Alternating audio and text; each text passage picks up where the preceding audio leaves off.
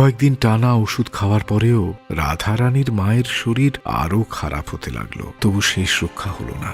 তার মা ইহলোকের মায়া ত্যাগ করলেন। সমস্ত জগতে রাধারানীর আপন বলতে আর কেউ রইল না। আমি এভাবে পরপুরুষের সঙ্গে দেখা করি না। পুরনো সংবাদপত্রের একটা ছেঁড়া পাতা রাধারানীর দিকে এগিয়ে দিলেন। আপনি কি রুক্মিণী কুমার? সেই এক ঝড়ের রাতের আলো আঁধারিতে আমি তাকে দেখেছিলাম। এই 8 বছরেও ভুলতে পারিনি। সে আমারই রাধারানী। রাধারানীও আপনাকে মন প্রাণ সঁপে দিয়ে বসে আছে। বলছিলাম, এতদিনের দেনা সুদ কি কিছুই পাবো না? নিশ্চয়ই পাবেন। কি?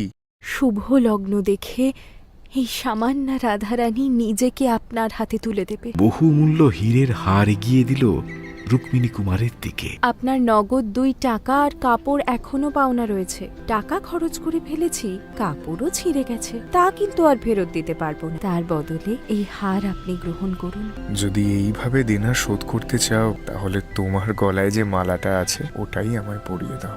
রুক্মিণী কুমারের আবদার শুনে লজ্জায় লাল হয়ে গেল রাধারানী। আলতো হাতে নিজের গলা থেকে মালাটা খুলে পরিয়ে দিল রুক্মিণী কুমারের গলায়। রুক্মিণী কুমারের গলাতেও একটা মুক্তোর হার ছিল। এবার সেই হারটা তিনি পরিয়ে দিলেন রাধারানীর গলায়।